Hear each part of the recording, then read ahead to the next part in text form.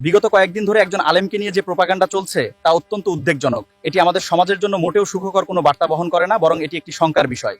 সত্য মিথ্যা যাচাই না করেই কারো পেছনে লেগে থাকা এবং তাকে সামাজিকভাবে হ্যায় করা এখন যেন এক শ্রেণীর মানুষের নেশা হয়ে দাঁড়িয়েছে, যা আমাদের সমাজের জন্য অত্যন্ত উদ্বেগজনক একটি বিষয়। আমরা কি একবারও ভেবে দেখেছি আমাদের একটি শেয়ার বা একটি ভুল মন্তব্য একজনের সারা জীবনের অর্জিত সম্মানকে কতটা ধুলোয় মিশিয়ে দিতে পারে?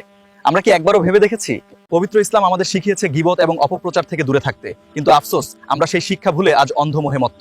আমরা যেন পুনরায় সেই মহান শিক্ষার পথে ফিরে আসি। আলেমগণ হলেন দিনের রক্ষা কবচ। তাদের চরিত্র হনন করার চেষ্টা মানেই হলো পরোক্ষভাবে ইসলামের সুমহান পতাকাকে অবমাননা করা। এটি আমাদের সকলের বোঝা উচিত এবং তাদের প্রতি সম্মান প্রদর্শন করা আমাদের তাদের প্রতিটি গল্পের পেছনে অন্য একটি সত্য লুকিয়ে থাকে। সেই সত্য না জেনে যারা বিচারকের আসনে বসেন তাদের বিবেক আজ কোথায়? আমাদের সমাজ কেন আজ এমন অন্ধ হয়ে আছে?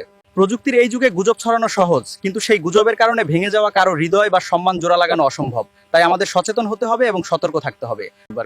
আসুন আমরা ডিজিটাল ফিতনা থেকে নিজেদের বাঁচাই। কোনো খবর কানে এলেই তা বিশ্বাস না করে আগে তার গভীরতা এবং সত্যতা যাচাই করি। ঘৃণার বদলে ভালোবাসা ছড়াই, মিথ্যার বিপরীতে সত্যকে তুলে ধরি। আমাদের আলেম সমাজকে রক্ষা করা আমাদের ইমানি দায়িত্ব। আসুন আমরা সবাই মিলে সত্য ও ন্যায়ের পথে অটল থাকি। আল্লাহ আমাদের সবাই সঠিক বুঝদান করুন এবং সত্যের পথে অবিচল রাখুন। আমিন।